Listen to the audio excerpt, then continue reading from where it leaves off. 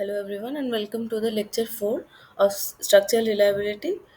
Uh, this course is a part of the PMRF ISSS teaching program. I am Trisha Chakraborty, a PhD, second year PhD student at the Indian Institute of Science, Bangalore. I'll start with the topics to be covered in this course. The in the first lecture last week we went over a review of the probability theory and some basics of statistics, statistical distributions, the mean, variance, and uh, the central limit theorem. They are very important because in reliability during mathematical modeling we have to model the uncertain parameters as random variables, and and to do that we need a very good knowledge of statistics and probability, and we also need to have some other knowledge about the physical nature of the system. And reliability is basically a mathematical expression of of the safety, of how safe the structure is. How safe is a subjective term, a qualitative term. To quantify it, we turn to this subject, structural reliability. Reliability is commonly defined as the complement of the probability of failure of a structure or a system. That is 1 minus pf is the reliability, and based on that, reliability will be a number. If the probability of failure is 0.001, the reliability will be 0.99, and that can be used to get a reliability index beta that is related to it, or to this number reliability in terms of the normal CDF.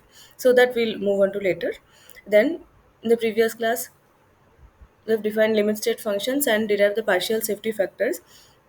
Limit state is any uh, any function that a system is supposed to do or supposed to execute can be a limit state, because it can either execute it or it can fail in executing it. So that passing or failing inequality, or that is what a limit state is. For example, in a beam there could be a flexural limit state that says that any section of the beam should not fail in flexural stress. Like if there is a bend, if the beam is undergoing bending, flexural stress will develop in each section, and the whatever the material of the beam will be, it will have its own yield stress capacity. So that capacity should not be exceeded by the bending stress being developed. So that is a limit state. Similarly, for any real life structure or any real life even the simplest of structures like a beam will have multiple limit states. So it can have a deflection limit state, a flexural limit state, a shear limit state, deflection at the midpoint, deflection at one of the intermediate points. Like deflection limits, that we have to set a deflection limit at the midpoint. Suppose we set it as 8 mm. So then the deflection at the midpoint not exceeding 8 mm is the favorable condition of the limit state. That is how limit states are defined, and all elements or all structures are a combination of limit states. In the terms, in the eyes of reliability, if every structure is represented by its limit states. And partial safety factors are basically in some is part of limit state design. They are incorporated in all design codes. Plus a partial safety factor must be applied, this limit state that we are saying, that demand should be less than capacity. The actual, even more, if we talk even more details, it is actually the factored demand should be less than the factored capacity. So how do we get the factored demand? We have a partial safety factor on the load or the demand, and we have to multiply our working load with that factor, because I will design for a load higher than what I'm expecting to come on my structure. And the capacity will have a partial safety factor for the capacity that will go in the denominator, because if the capacity of something is 10 kilonewton meter, I won't allow up to that. I will say allow only up to 8 kilonewton meter. Just that. So that is where the term safety comes in. We are doing this for an additional degree of safety. Then once we have now that we have covered the basics of these in the last lecture and in the last three lectures, and we have seen how to assess risk. Now we will move on to the mathematical studying of reliability. That if I am given a beam, how will I if I am given a beam and I know how to identify the limit states, how will I get the reliability or the probability of failure of the beam numerically? So there are simulation methods that are completely numerical method. There is a special emphasis on Monte Carlo methods. It is one of the most popular numerical methods used for estimating reliability. That is the topic of today's lecture.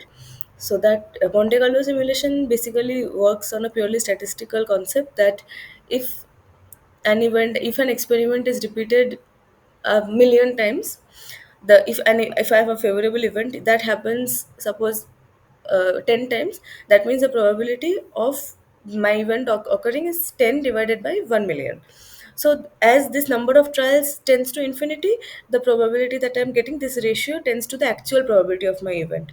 So when I want to calculate the probability of failure of a particular limit state, what I will do is I will simulate my system a large number of times. That is subjective. We have to simulate a large enough number of times to get a converged result. Suppose 10 to the power 5 times, and I will see how, and I will note down, my computer will have my code will have a flag of noting down whether the limit state is failing or not. If it is failing, I will increase a count, and that count divided by the total number of times I have simulated the system will be the probability of failure of that limit state. Similarly, for that, we can do, for this process we can repeat for all the limit states simultaneously. We are generating the system once. What is okay, what is meant by generating the system? That means that since I am assuming that my system is not deterministic, that some of the parameters in it, for example, the load or the yield stress of my material, the Young's modulus of my material, all these parameters are not fixed. So they will have a mean, and they will have a standard deviation, and they will have a probability distribution. So they are modeled as random variables. So every time I generate the system, all of these parameters I will generate randomly, not completely randomly, like that. There are random number generators inbuilt in all coding languages. For example, MATLAB, if you're using MATLAB, there is uh, I think RND, NORM, norm rand, something like that command that will help, that can like get us generate a random variable, a normal random variable with given mean and standard deviation that we are going to give. We are going to give those inputs, and every time I generate the system, those parameters will be generated as randomly, keeping in with the distribution that we have specified. It need not necessarily be normal. It can be log normal, Gumbel, Weibull, anything. All of these are inbuilt. So that, and plus we have also sh- no, the random number generation topic will be covered today. How, and even if we don't have an inbuilt function in the code, we can generate it. So that is how the Monte Carlo simulation method works on. We are going to generate the structure every time, of the system every time. We are going to take a note. We are going to analyze the structure and take a note of the performance of all the limit states. We are going to maintain a count for each of the limit states, how many times they are failing, and the other number of times they're passing. So from that we can get the probability of failure of each limit state. Then this is a numerical method. So this is completely based on statistics. Then there are second moment and transformation methods. Both of these are analytical methods, and they will be covered in the next lecture. These are analytical methods of studying reliability.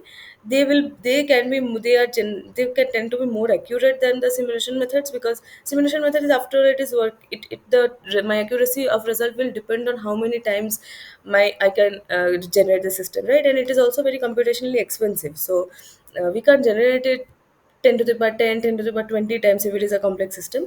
But the second moment and transformation methods are even more complicated to execute, because they're analytical, and they may not always have a closed form solution. But still, it is definitely worth going into the theory of that to understand how these methods work.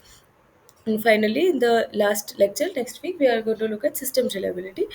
So far, in these two lectures, three and like these two topics, 3 and 4, today and the next class, whatever reliability estimates we calculate or whatever we study, we are going to do with a single limit state, for a single limit state. But as I said, no real life system will actually have only one limit state. It is likely to have a lot of limit states, and they are going to be logically connected. Like the limit states will not all be independent. Like they won't be completely disjoint. One limit state failing or passing will affect the other limit states. So that kind of connection is a logical connection. Limit states can be connected in series or parallel, and there can be a mix of both. So that is how system reliability. So we have to model the system as a logical connection or a logical flow of limit states, that says that depending on, if I have the means to analyze each limit state, the probability of failure of each limit state, what can I say about the probability of failure of the system as a whole? That of course depend on the connectivity of the limit states, whether they're independent, how they are related. So that we are going to attempt to study in the last lecture. This is the course structure. Module 1 was the previous Module 1 was the previous week, two classes.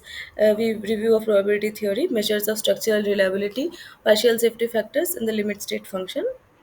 Module 2 is the was previous class and today's class. So this week, types of uncertainty, risk assessment, probability of failure. This is what we studied yesterday, and integration and simulation methods with a special emphasis on Monte Carlo method and variance reduction that we are going to look at today.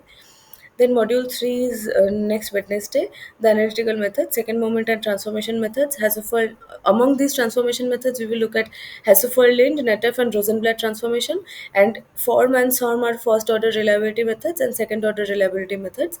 They are also they are not very useful in the case of real life structures because the real life structures are too complicated and Form SORM work on really simple limit states. But the theory is a part of any basic reliability course and must be looked at. And the last class next Thursday is system reliability, load, material and system modeling, series and parallel systems, and if we get time, response surfaces.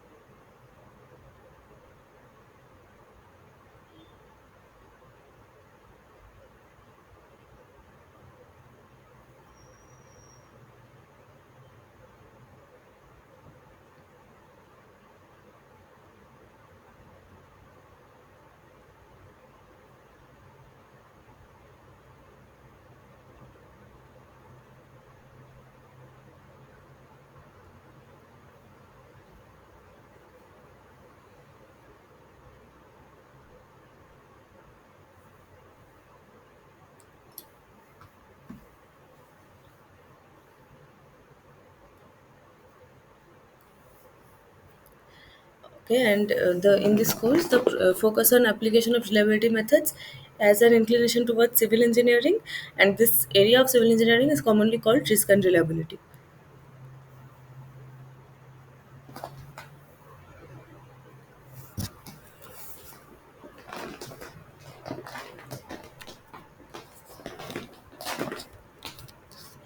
Lecture 4, integration and simulation methods.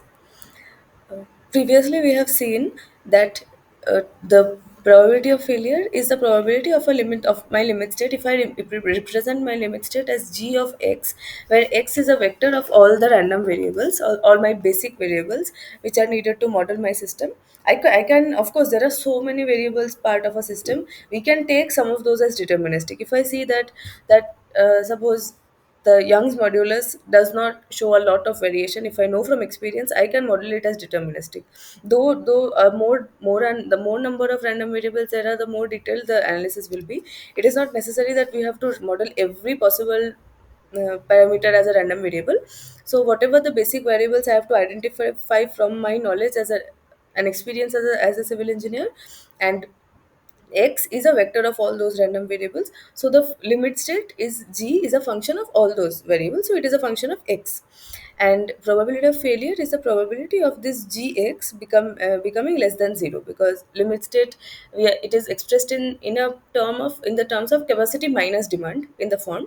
So if capacity minus demand is less than 0, it means demand is greater than capacity, and that means failure. So probability of failure is probability of gx less than equal to 0, and that is a multidimensional integration. So fx x, this is the joint probability density function of the limits of this x. And like these, we have studied joint density functions of more than one basic random variable. So if there are suppose five random variables, so fx of x will be a joint distribution of five random variables, and we have to integrate that over this domain of gx less than equal to 0, whatever that means. So we'll just look at the we'll just look at multidimensional integrations once.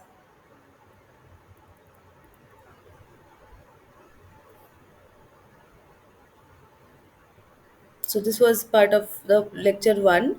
This is what the joint density function. This is what the joint distribution function is. F x1 x2 of u v. This is here what it is, x1 x2 x3 up to xn is the number of random variables, and they have to be integrated. Here they are being integrated from minus infinity to x2 or minus into x1 to get the CDF. But what the domain of integration, what I am going to do is the failure limit, is the failure of the limit state. So that is how we will get the integrating the probability density function over a fixed domain gives the probability of that domain.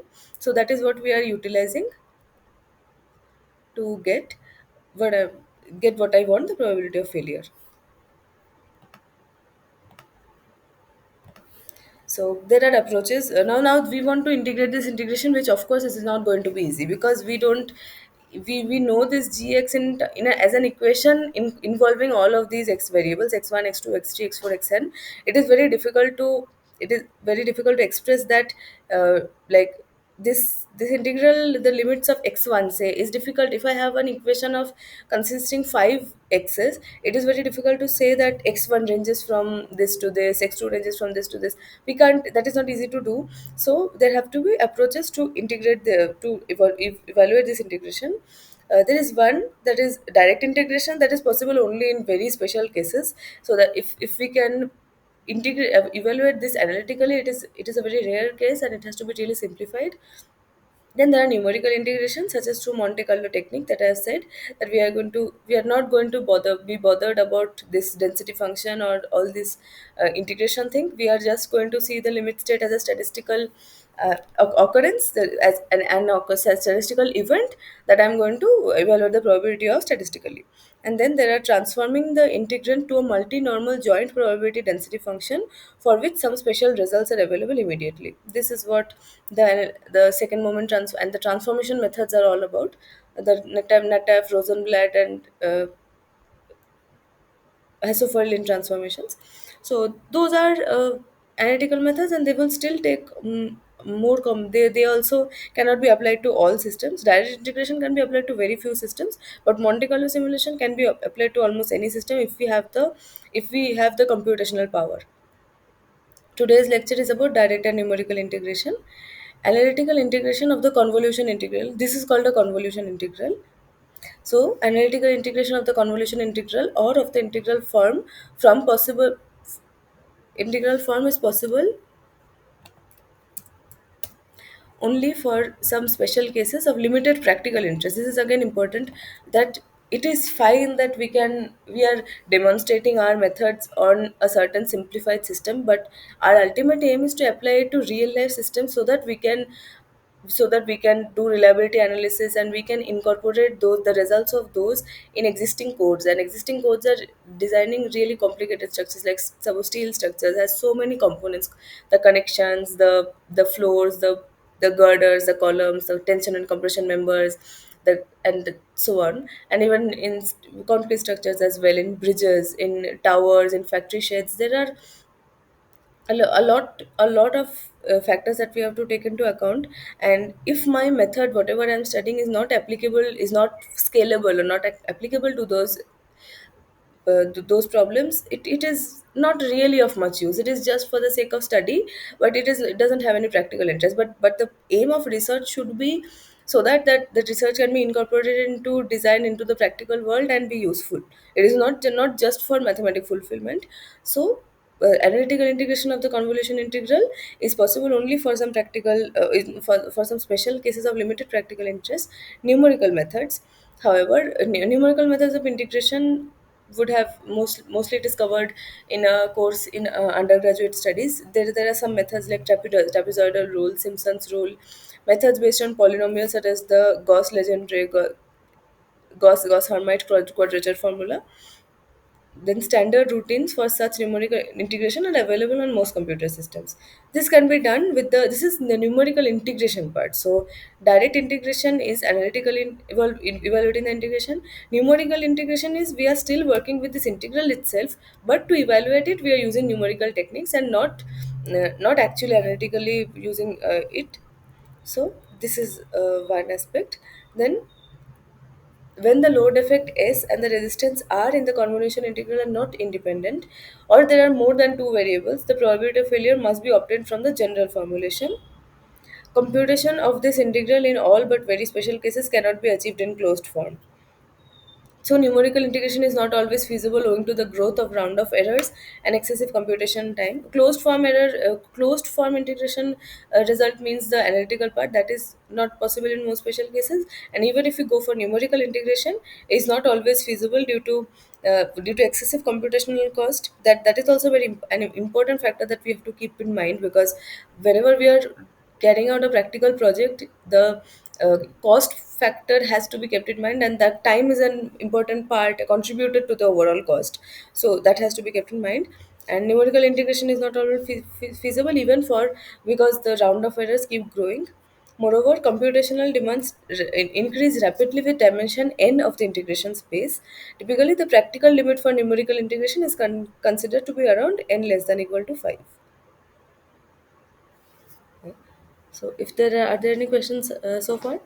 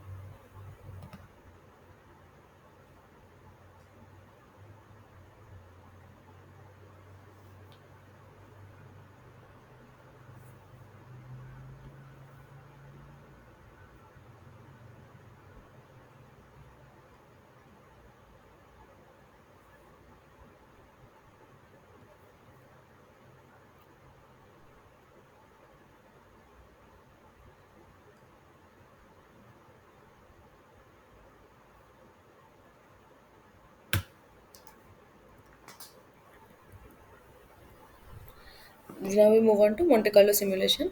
As the name implies, Monte Carlo simulation techniques involve sampling at random to simulate artificially a large number of experiments and to observe the result.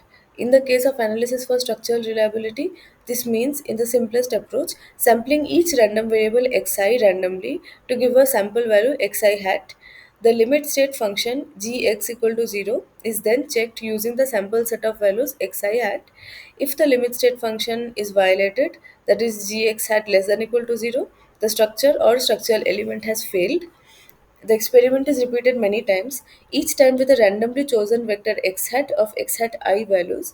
If n trials are conducted, the probability of failure is approximately given by n number of times gx hat I less than equal to 0 divided by capital N, where small n of gx I hat less than equal to 0 is the number of trials n for which this term is 0, is less than 0, obviously the number n of trial and n of trials required is related to the desired accuracy for PF.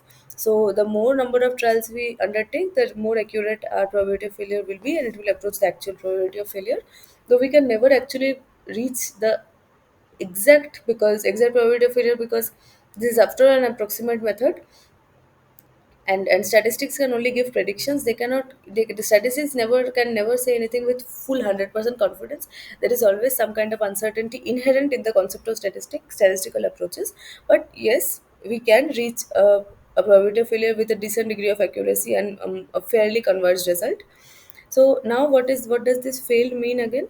This What does failed mean? Failed means when the limit state is less than equal to 0, but the limit state, the definition of the limit state, in the form of capacity minus demand, that is one of the most important aspects of reliability studies, because that is what depends both on actual experience, considerations, codal provisions, and the discretion of the engineer, because they are because there is some kind of subjectivity even in the limit states, because especially the first thing that comes into one's mind is the deflection limit. Deflection limit, someone can say it's 7 mm, someone can say it's 8 mm. That modifies the limit state.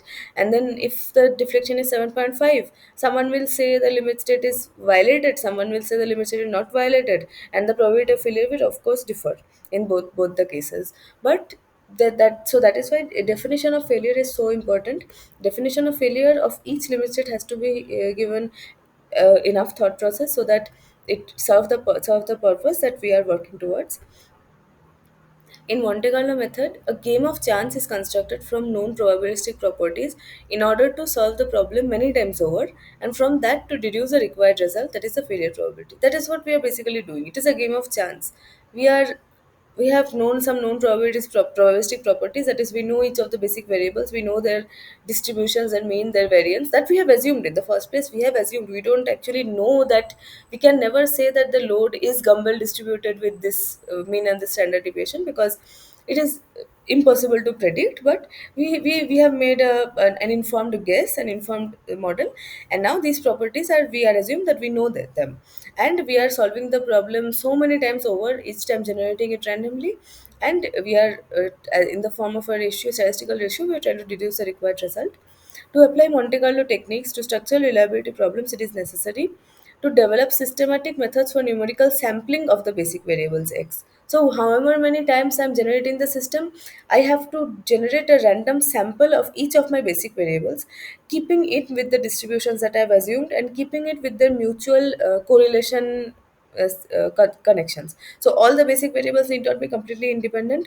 They may have some internal dependencies, and those will be expressed. They are mathematically expressed in the term of a correlation matrix. But whatever I have, suppose I have n random variables with I know the distribution of each, I know the mean and standard deviation of each, and I know the correlation n by n correlation matrix. I have to have a system to numerically sample each of the basic variables every time I generate the system.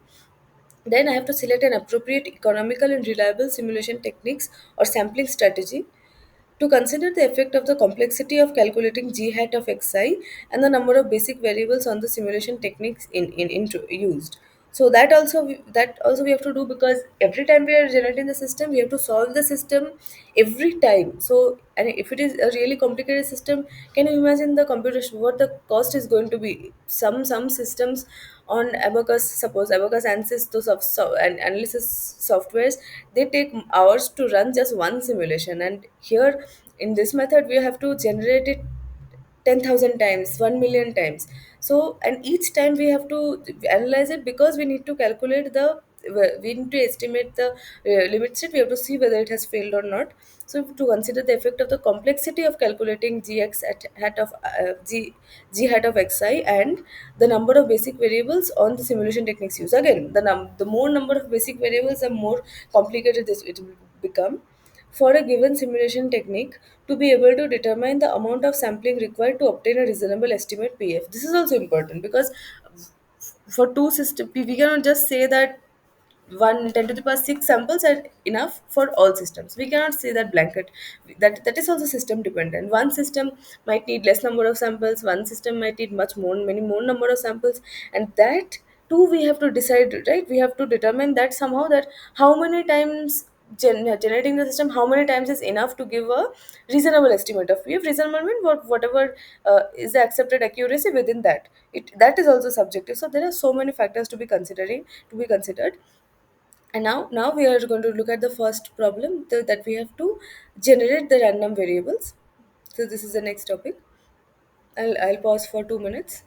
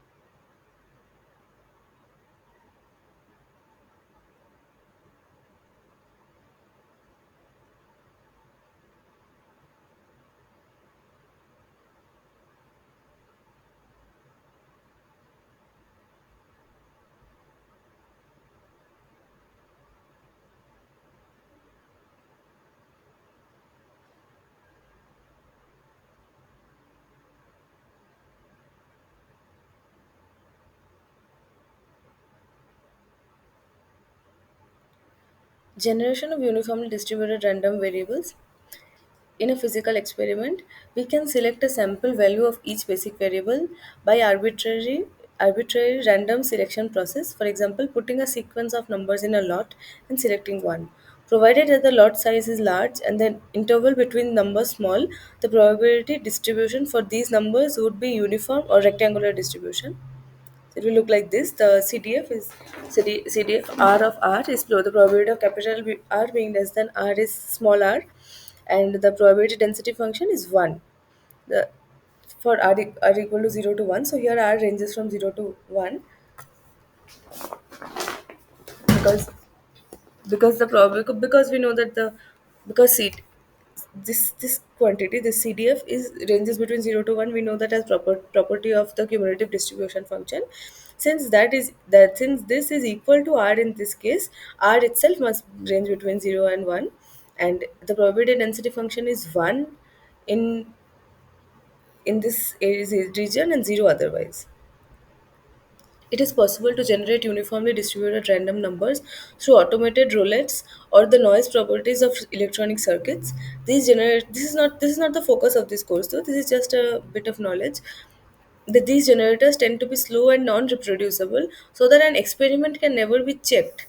So if they're non-reproducible, if I generate a set of random random samples, then the next time when I'm generating, it will be something else. So I can actually not check whether, say, suppose if I want to check that I had taken down the number right, or if I had applied it right, or whether I had calculated the limit state right, we need to store these numbers because they are not reproducible. Tables of random numbers can be stored in computer systems, but their recovery for use is also very slow. So these random numbers we have to store, right? If they cannot be reproduced ever, then we should store. Suppose we are, then if I am generating my system 10 million 10,000 times, I, for each corresponding to each basic variable, there will be a vector or an array of dimension 10,000. Every time I'm generating each random variables, I'm storing it in its own array. The array will be so large, and then the if that can be stored, but the recovery for use will be very slow. The most common practical approach is to employ a pseudo random number generator, PRNG, such as is available on virtually all computer systems. They are termed pseudo since they use a formula to generate a sequence of numbers. Although this sequence is reproducible and repeats after normally a long cycle interval, for practical purposes, it is indistinguishable from a sequence of strictly true random numbers. So, if I give you a string of random numbers, and if I give you a string of pseudo random numbers, mostly won't be we won't be able to distinguish, because it repeats, the pseudo sequence will repeat after a large number of times n. For example, n will be different or random set, then after that the same set will repeat again. But for all practical purposes, that interval will be so large that it is indistinguishable, and it can be used as synonymously with a random number generation. This is an example. Construct a simple random number generator. So we can take a die, and we will say that 6 denotes an invalid sample.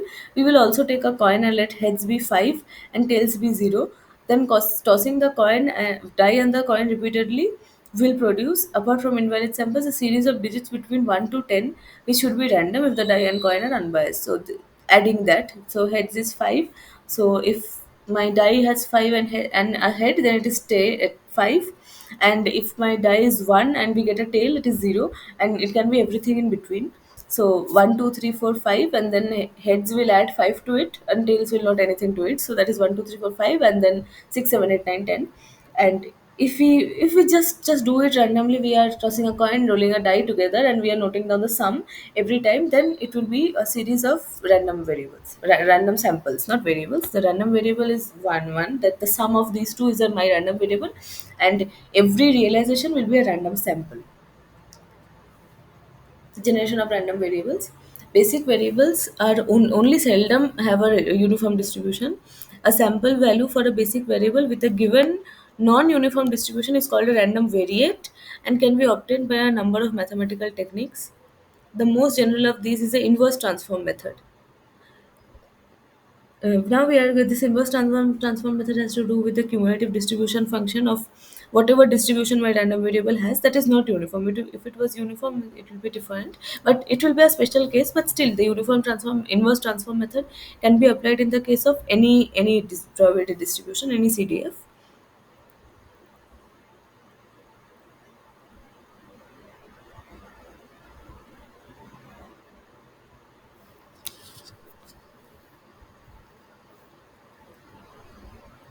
So what happens is, we are going to consider a basic variable xi, for which the cumulative distribution function f xi of xi definition, by definition it of course rise between 0 to 1, and we know this distribution function.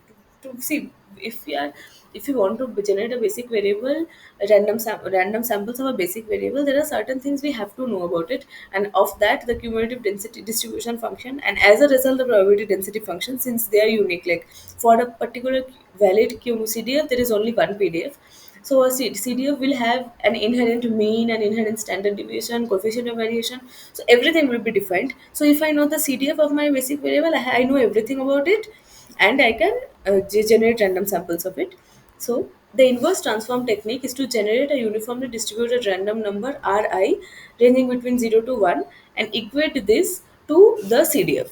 So what we do is, fxi of xi is the CDF and we equate this to Ri, or xi is the inverse CDF function of Ri, because this is a function. If fxi is a function of xi, so that it will have an inverse function. We know that from functional analysis. So xi is the inverse CDF of Ri.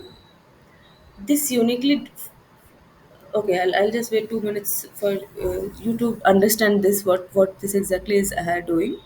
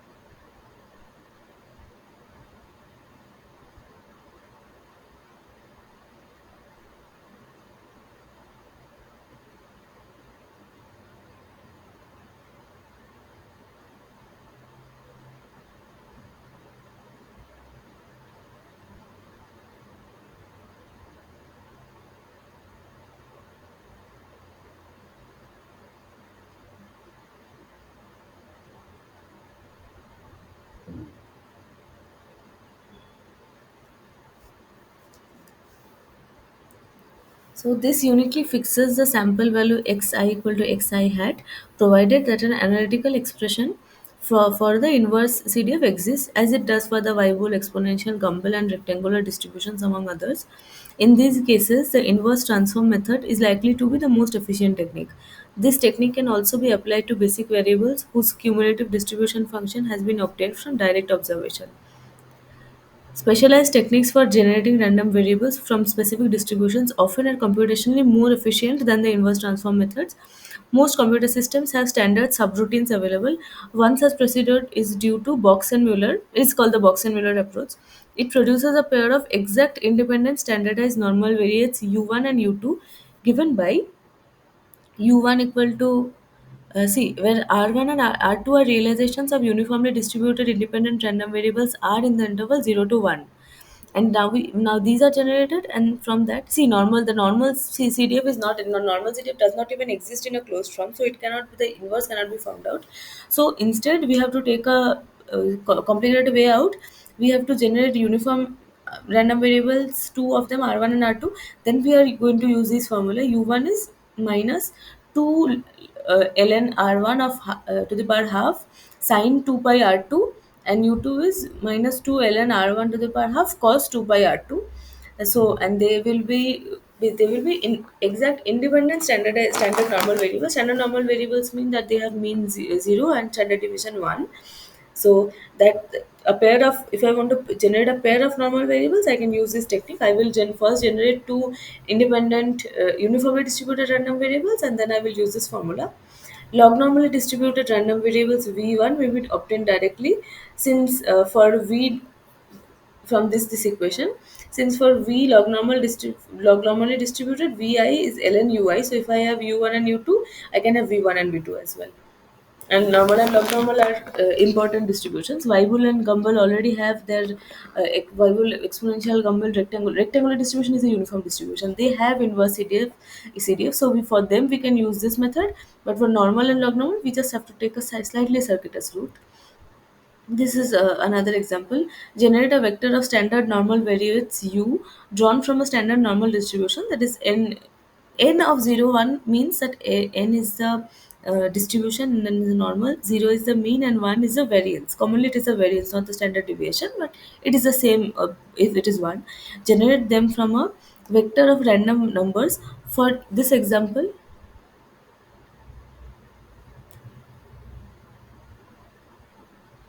For this example, let these be the first 10 random numbers in each of the two columns in the table. There will be a table in the following slide. Show that even for this small number, the mean of a standard normal random variable variates u is about 0, and the standard deviation is about unity. The working can be done using the following table. Columns 1 and 3 show the random variable.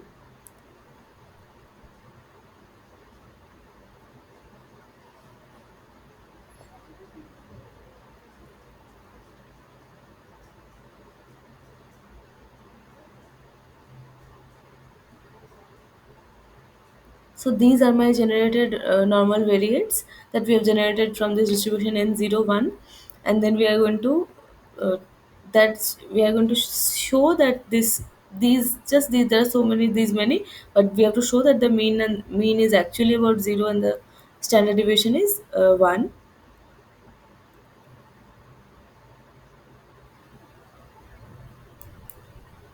So I'll just wait for a few minutes for you to work this out. I hope the question is clear.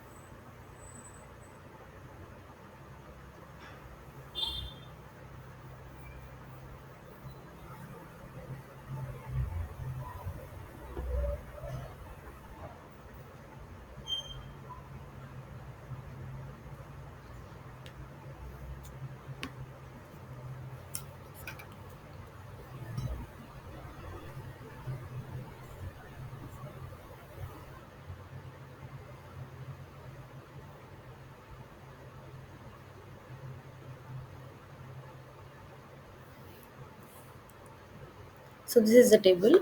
We have R1, which are these variables. R2 is this.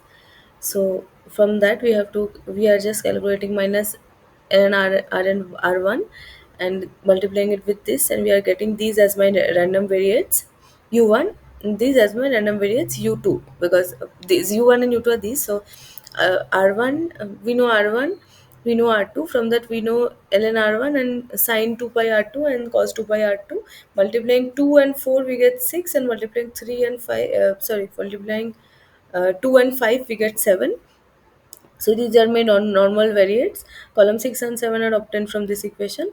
So the mean of these, just these 20 values, u1 is minus 0.02207, and the standard deviation is 1.07898. This is quite close to the theoretical requirement of 0 and 1. Now we are going to move into the direct sampling, that is crude Monte Carlo. The technique sketched above is the simplest Monte Carlo approach for reliability problems, but not the most efficient. The probability of limit state violation may be expressed as that this is an indicator function. So I of something is an indicator function which equals 1 if that thing inside the brackets is true, and 0 if that is false. Thus the indicator function identifies the integration domain. As I said that from that integral that we saw in the first slide, if we want to calculate the probability of failure, we need a multidimensional equation of this joint density function fx of x over this domain that gx is less than equal to 0. So here, to ensure to implement that the domain part, we can make the limits of integral minus infinity to infinity, and we can multiply it with an indicator function with gx less than equal to 0. So that means that if gx is indeed less than equal to 0, this will be 1. So this will be the integration will be co- considered in that domain. And if is 0, if it is greater than 0, then this will become 0, and that part will not be considered, which is exactly what we want. If xj represents the jth vector of random observation from fx, it follows directly from sample statistics that tf tends is approximately equal to j1. It integral is being converted into a summation here. So the summation part is j goes from 1 to n. The indicator of g of samples of x less than equal to 0, and that we are dividing by the total number n. That is what Monte Carlo is basically doing.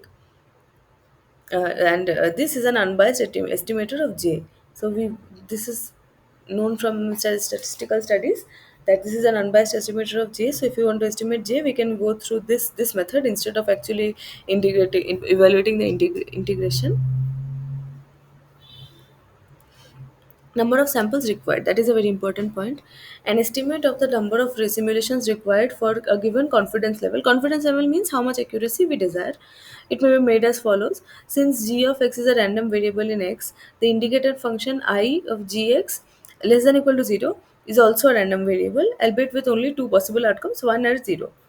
It follows from the central limit theorem that the distribution of J1 given by the sum of independent sample functions approaches a normal distribution n tends to infinity. The mean of this distribution, we have already studied this in first class as a central limit theorem, that whatever the distributions may be, if an infinite number of them are added, then the overall the sum of sum approaches a normal distribution function. Ej1 equal to sigma I goes from 1 to n 1 by n. E expectation of I indicator of g less than equal to 0, which is equal to j, while the from to the previous side, while the variance is given by, this is a another this is a by this is a study in statistics that the sigma will be 1 minus n square variance of this. So sigma I squared by n. This shows that the standard deviation of j1, and hence the Monte Carlo estimate varies directly with the standard deviation of I and inversely with n to the power half. If we take the root of this, it will vary directly. The standard deviation of j1 is sigma of the indicator function divided by root n, so it is directly proportional to the sigma of the indicator function and inversely proportional to the number of trials. And we would, of course, we want it to be, we can intuitively understand that it will be inversely proportional. That is, the more number of trials we do, that is, as n increases, I will expect my standard deviation to decrease. So this is how estimated failure probability goes, and as the number of samples increases, it goes down. This estimated failure probability is a standard deviation.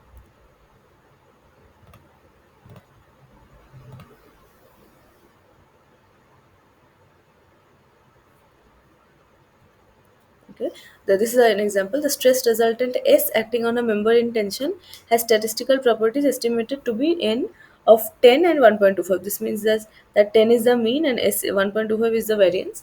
The resistance R is estimated to be n of 13 and 1.5. What is the probability of failure estimated using the crude Monte Carlo methods if R and S are independent? This is as I said, all of these studies that we are doing is only on one element. So this is a one element capacity demand problem. So I'll wait for 5 minutes.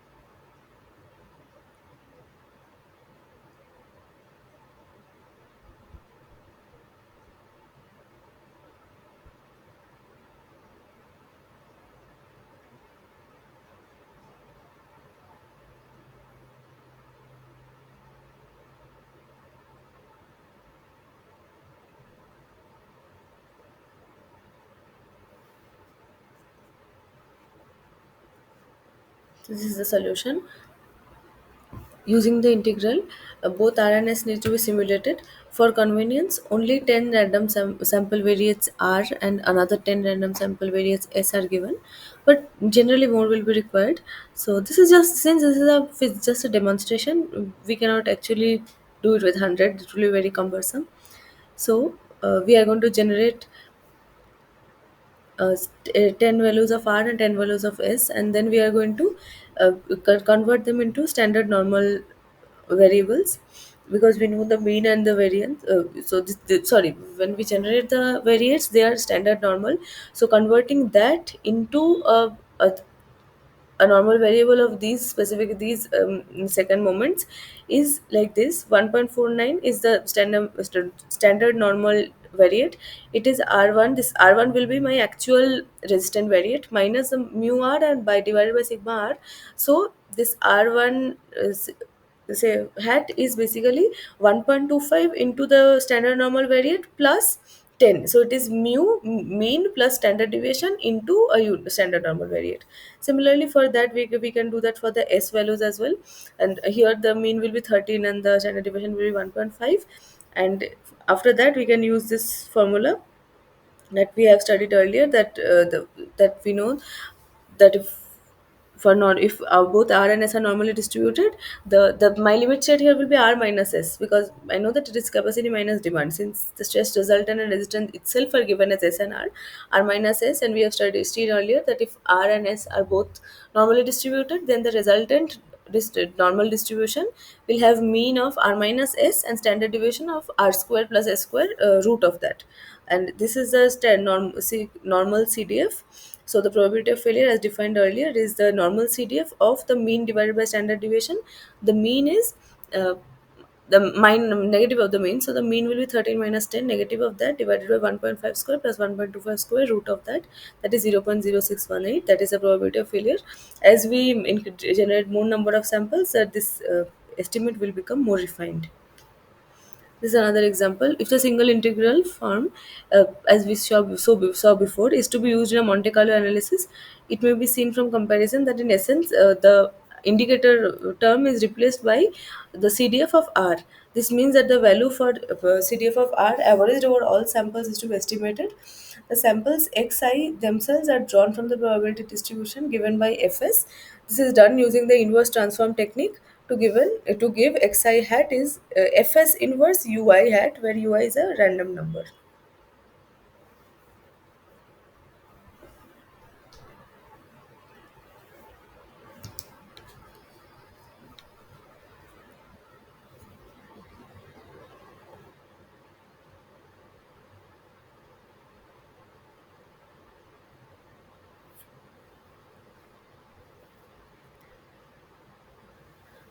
So I'll not go into the details of this question. Variance, now we move directly on to variance reduction. So far we have seen the crude Monte Carlo method. This is variance reduction. Variance, sigma square of the indicator function directly affects the variance of j, and that the number of samples n inversely affects the variance of j1 that we saw. This means that the standard deviation of the estimate j, and hence the Monte Carlo estimate, decreases in proportion to n to the power minus half. By comparison, for one-dimensional integration, the error in standard deviation reduces as n to the power minus 2 for the trapezoidal rule, n to the power minus 4 for the Simpson's rule. Apart from increasing the number of samples, variance reduction can be achieved only by using an additional a priori information about the problem to be solved. So we can, there are two ways in which we can reduce the variance of J1, which is our target, because we want a, the more the variance of my estimate is, the less accurate it will be, right? So we want to reduce the variance. For that, we can take two avenues. One is that since there is a root n in the denominator, increasing the number of samples will reduce the standard deviation.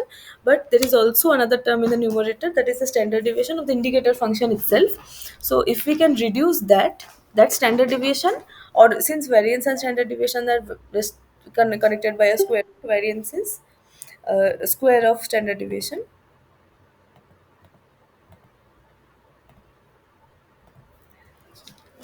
So that means that if I can reduce that standard deviation or the variance of my indicator function, it I will achieve more accuracy, and the standard deviation of my estimate will reduce. So that can, but that to do this, we need additional information about the problem to be solved. A number of other variance reduction techniques with roughly similar strategies exist. In each case, information about the problem is used to limit the simulation to particular regions, ideally to regions of significant interest for their contributions to the estimate of J, but often rather arbitrarily chosen regions. There are there is some kind of variance reduction techniques called stratified and Latin hypercube sampling.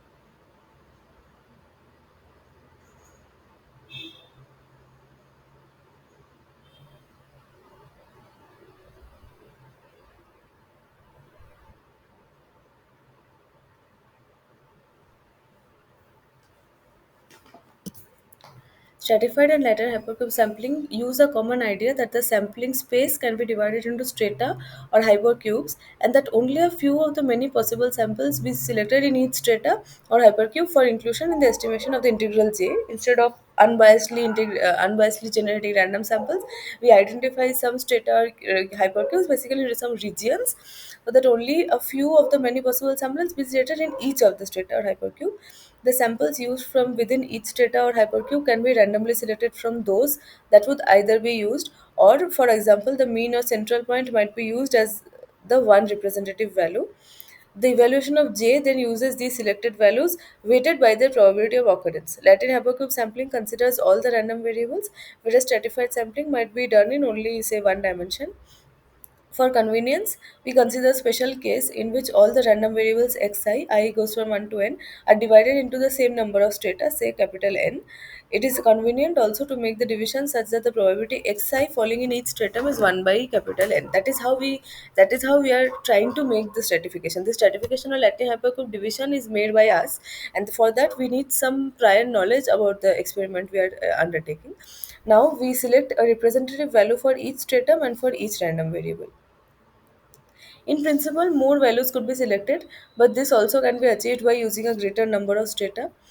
To estimate J, the procedure is to use just one of the n representative values for each random variable xi.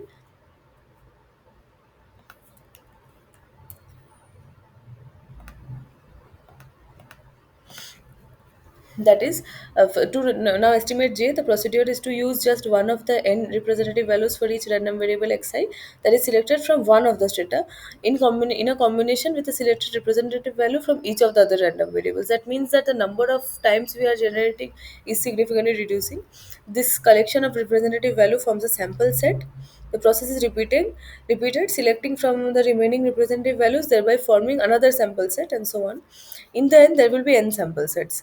Each time for each basic variable or random variable, we have taken from one strata each. These can be interpreted directly as the number n of sample vectors selected in Monte Carlo sampling, and thus can be used directly with evaluations of the limit state function using the present sample sets to estimate J and thus PF. Latin hypercube sampling can be combined also with other variance reduction techniques such as importance sampling, although it is generally considered to be the most suitable for small scale simulation problems. Now we move on to an important topic, that is importance sampling. That is the most one of the most commonly used variance reduction techniques.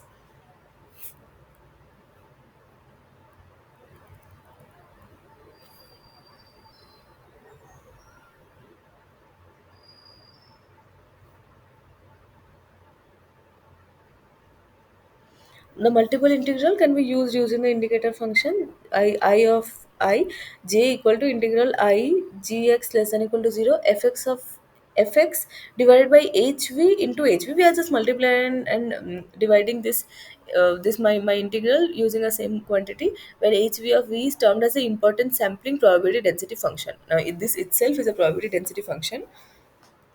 So j is expectation of I of since we know that expectation, the definition of expectation is something, the expectation of a quantity x is integration of x into density function, uh, integrated over the entire domain. So basically this hv, this multiplied hv is taken as that value outside at that quantity, and the remaining part is what the expectation of what the expectation I'm finding.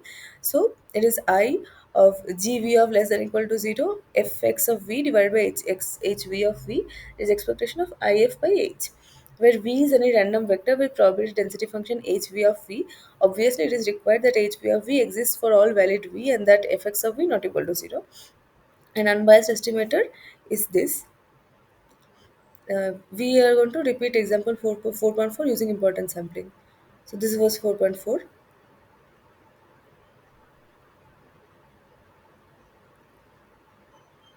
So R had normal. Sorry, I think it was 4.3. So what was example 4.3? This. So we need to we are going to replace this with, like, try this with important sampling. I'll wait for 2 minutes if you want to try it out on your own.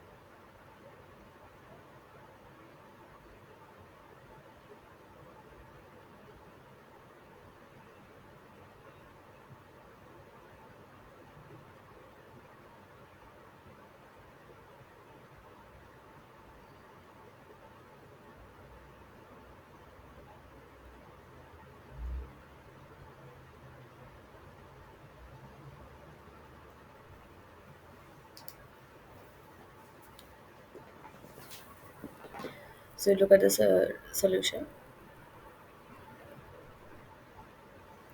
with R being normally distributed with mean 1 of 13 and standard deviation 1.5, and S being normally distributed with mean 10 and standard deviation 1.25. A reasonable choice for the importance sampling function is a midway between these two. So it's 11.5 the mean and the standard deviation 1.3. Hence, the random numbers UI identical with those used in the earlier examples to enable comparison are transformed to sample values xi through the inverse normal transformation. The sampling function is evaluated as like this, and for 10 samples it is found that the probability of failure is 0.0478. Experimental evaluation of samples in an IV will show that sensible selection of HV is required if rapid convergence is to be achieved. As a general rule, the standard deviation XVI for variable xi should increase the further xi star lies from mu xi. Now we look at conditional expectation.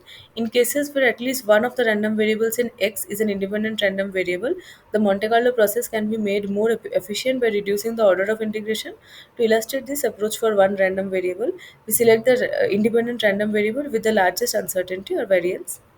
This is the normal what we expect, where x dash represents the reduced vector of random variables. This form will be used as a basis of Monte Carlo technique known as conditional expectation. The unbiased estimator is this, where for the jth trial x hat ij is the jth value of x dash obtained from the limit state equation gx less equal to 0 when it is solved for x1 with all other random variables represented by the vector of the generated sample values xj hat. Hence, the simulation procedures generates a sample xj hat which satisfies the limit state equation. This is then used to determine and estimate p fi hat is the CDF of the xij hat of the failure probability. By repeating this process n times, an estimate of PF is obtained. Now we look at generalized limit state function or the response surfaces. Now, considerable computational efforts problems may arise if GX is at all complex to calculate. So this might occur, for example, with the finite element analysis or for iterative calculation of nonlinear material or structural behavior. So what is finite element analysis? It is commonly used in structural analysis. What it does is that the systems are continuous, but in finite element analysis, they are broken into elements, finite elements, and what we do is we estimate we have methods to get the displacement at each of the nodes of the each element is connected by nodes. Like if it is a square element it will have four nodes, if it is a line element it will have two nodes. So finite element goes by solving the displacement at each of the nodes, and then it has an interpolation function within each element. So if I know the displacements at each node, I can find out the displacement at any point lying within that element. And if we have the now we have the displacement field, from that we can get the strain field and the stress field, and that is what is meant by structural analysis. We want to solve for the stresses ultimately, probably. So finite element analysis is a really involved method, and for to get proper converged results it also has to have a lot of elements. So the elements are done by a meshing. So if I have a flat element, if I have a 2D element and I'm dividing into square elements, it will we can I can just keep one element, I can keep four elements, I can keep nine elements, and I can keep on decreasing the size and so refining the mesh, making it finer and finer. As the number of elements increases, my accuracy of results will increase, and I will eventually get a converged result within my limits of accuracy. But in practical structures we need so fine the such fine meshes, there will be so many nodes, there will be and the computational time will be very high. Like softwares like Abacus and ANSYS work on the finite element method. They take a lot of time to calculate, even solve even quite simple structural systems. So for this GX, the limit state will be very complicated to calculate, because each time we are simulating the system it takes a lot of time and effort to run. So the considerable computational efforts considerable computational problems may arise if the limit state is complex to calculate. This might occur when a finite element analysis or for iterative calculation for nonlinear material or structural behavior. If the number of basic variables is relatively small, some typical calculations of Gx might be performed so as to cover the range of values x is likely to be obtained by simulation. These values may then be used as interpolation points for gx each time that the sample vector x hat is generated. This procedure is only sensible is if gx is reasonably regular. It is sometimes referred to as a response surface technique that will be discussed in lecture 6.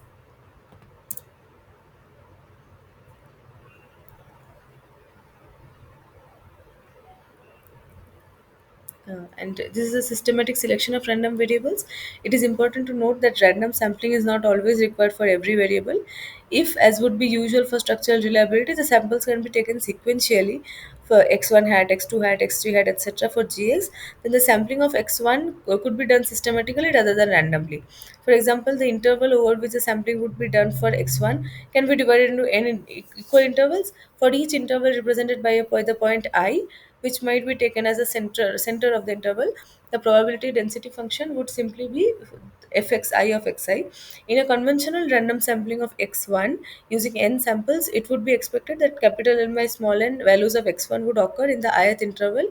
Hence, capital N by small n values each equal to fxi of xi could be employed. The results are not biased if the first capital N by small n values for xi are systematically set at these, and so on. And finally, we move on to the applications of Monte Carlo simulations. A common criticism of Monte Carlo method is that it is a crude and time-consuming method of solution, which is of course very true, because it is crude because it is a very obvious and very simple way of looking at it, that we are going to keep on generating the system again and again, and we are going to arrive at a probability of failure, and it is also very time consuming for the same reason.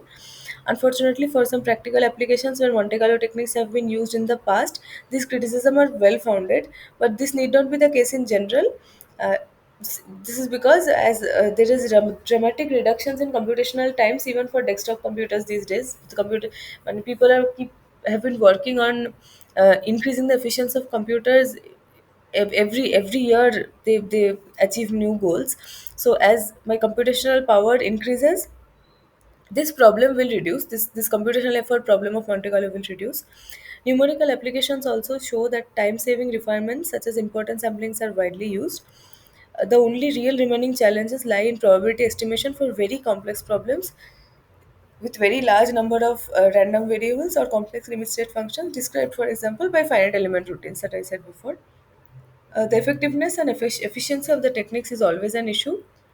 There have been few detailed investigations, but a useful comparison of some of the simulation methods for a range of single limit state applications given by this paper, if you are interested in looking at it. The conclusions suggest that for a single limit state problems, the most robust and efficient approach is importance sampling. This is supported by some simpler comparisons that also showed the effectiveness of directional simulations and the much lower effectiveness of conditional expectations and Latin hypercube sampling. This is the studies of which techniques actually help us the most in reducing the computational effort and the complexity of the problem, and importance sampling has been found out to be the most efficient and robust method. And then conditional expectation is less than that and Latin hypercube is less than that. There is also another method called directional simulation that we have not gone into in this class, but there are several other variance reduction techniques. We have just looked at a few of them. And so that brings us to the end of the class. Are there any questions?